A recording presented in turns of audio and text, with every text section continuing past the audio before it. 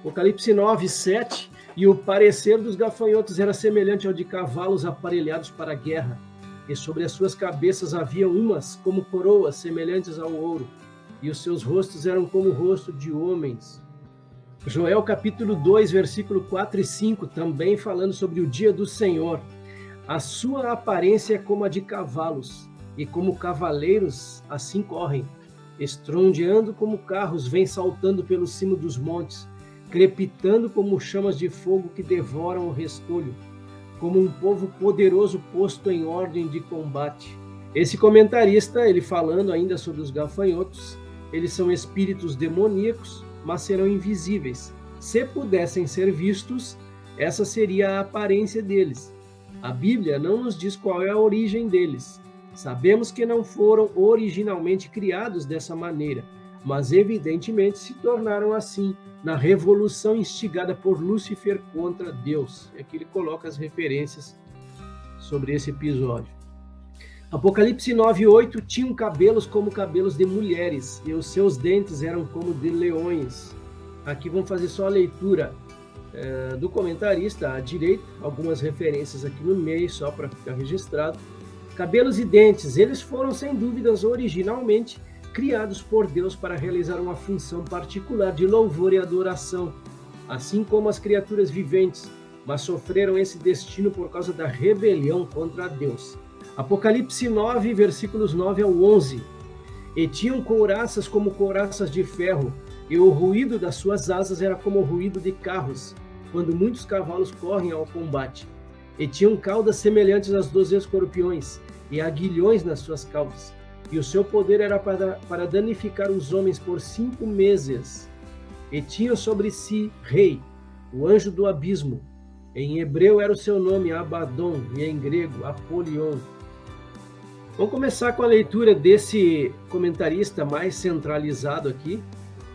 5 meses, esse juízo é limitado a 5 meses, o que nos diz que Satanás só pode fazer o que Deus permite que ele faça. Dá-nos outro vislumbre a respeito do rei, do mundo dos espíritos das trevas. Nome, esse é um poderoso anjo caído que evidentemente participou com Lúcifer na grande rebelião contra Deus. Apenas 4 anjos são nomeados nas escrituras: Gabriel, Miguel, Lúcifer e Apolion, sendo que os 2 primeiros são os anjos justos, Gabriel e Miguel, e os 2 anteriores bem conhecidos também hoje de nós. Abaddon significa destruidor em hebraico, é traduzido abismo em Jó 28. Apolion tem o mesmo sentido em grego. Destruição é a missão e a especialidade deste grupo e do seu rei, que seria Satanás, ou o anjo que abre o abismo. Então aqui os 2 comentaristas primeiro, que a gente trouxe. Vamos ao rodapé aqui. Um rei os governa e lhes dá ordem. Primeiro, para não fazerem dano à terra, para não fazerem dano a verdura alguma, para não fazerem dano a árvore alguma, para não fazerem dano aos 144.000 judeus, para fazerem dano a todos os outros homens, para matarem os homens, para atormentarem os homens por 5 meses. E esse anjo do abismo é um anjo caído que agora está preso no abismo com essas criaturas demoníacas. Lê-se no grego anjo do abismo. Seu nome significa destruição ou destruidor. Não se sabe quando esses demônios foram criados, nem quais foram as suas primeiras responsabilidades e pecado. Uma coisa é certa: todas as criaturas foram criadas sem pecado, mas capazes de cometer falhas morais. Apocalipse 9:12. Passado é já um ai, eis que depois disso vem ainda 2 ais. Aqui é um parênteses entre a 5ª e a 6ª trombeta. Os próximos 2 ais são anunciados. Então esse versículo 12 é um parênteses, ele fala que já é passado um ai, e depois disso vem ainda 2 ais. Apocalipse capítulo 8, versículo 13. E olhei e ouvi um anjo voar pelo meio do céu, dizendo com grande voz: ai, ai, ai, dos que habitam sobre a terra, por causa das outras vozes das trombetas dos 3 anjos que ainda hão de tocar.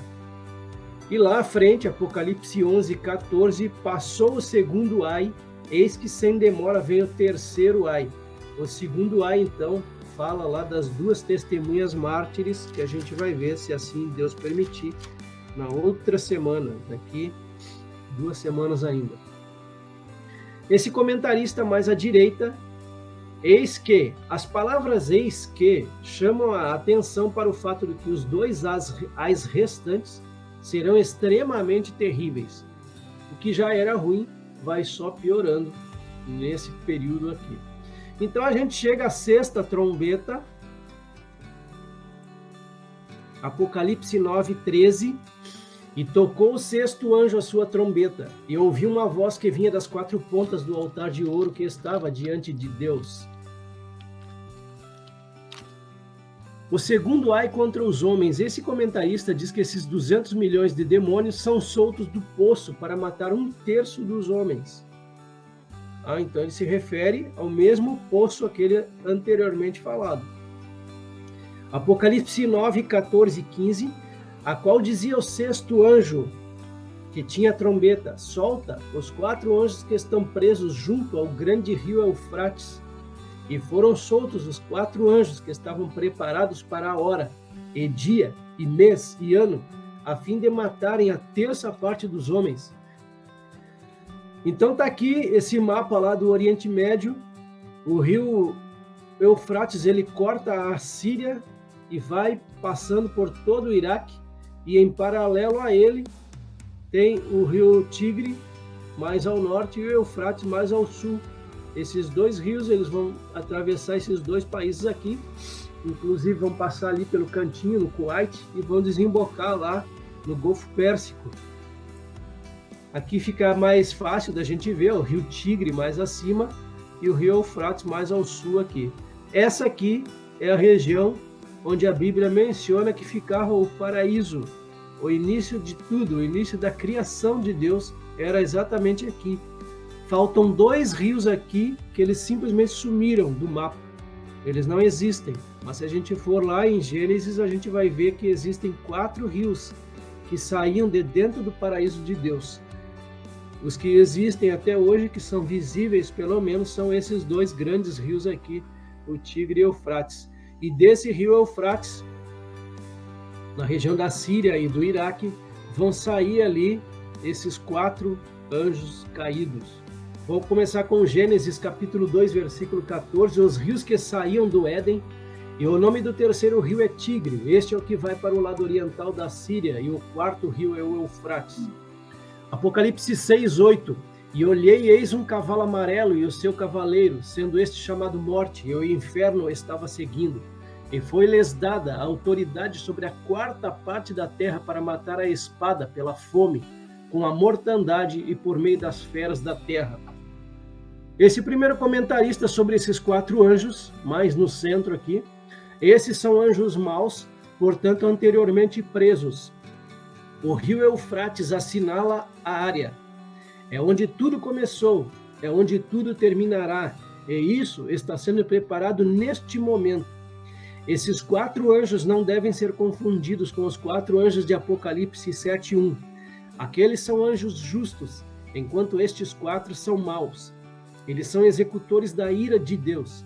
Mais uma vez, esse juízo será principalmente limitado ao antigo território do Império Romano. Tenho lá minhas dúvidas se essa afirmação seja correta. Esse outro comentarista, o Eufrates, na época de Salomão, a nação de Israel se estendia até este rio, sempre considerado como um dos termos legítimos do país. Na época do Apocalipse, esse era o termo oriental do Império Romano. Vamos a mais um comentarista, agora aqui no rodapé. Um exército extraordinário. Junto ao rio Eufrates estarão contidas forças que só serão libertadas e conhecidas quando chegar o momento de agirem. A aparência dos cavalos indica o espírito e a força desse exército. Será a soma da maldade e rebeldia dos homens impenitentes. 200 milhões de soldados, corroborada pela força e poderes sobrenaturais de Satanás, os cavalos. Essas forças estão reunidas e confinadas no mesmo lugar onde o homem perdeu para a serpente, a posse da terra. A batalha final pela reintegração de posse da terra terá que ser lá, para que se satisfaça toda a justiça de Deus. Ainda, os 4 anjos presos junto ao Eufrates são anjos caídos. Anjos bons nunca são presos. Eles são os líderes dos 200 milhões de cavaleiros demoníacos que agora estão presos no abismo e que serão soltos ao som da 6ª trombeta para causarem o segundo ai anunciado pelo anjo em 8:13.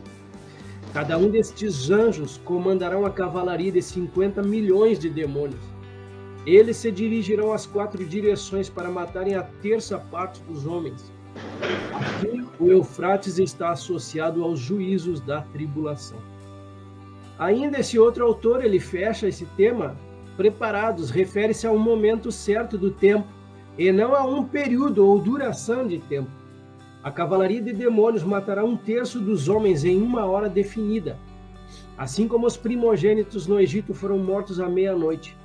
Se somente o território do Império Romano for atingido por este aí, aproximadamente 98 milhões de homens serão mortos.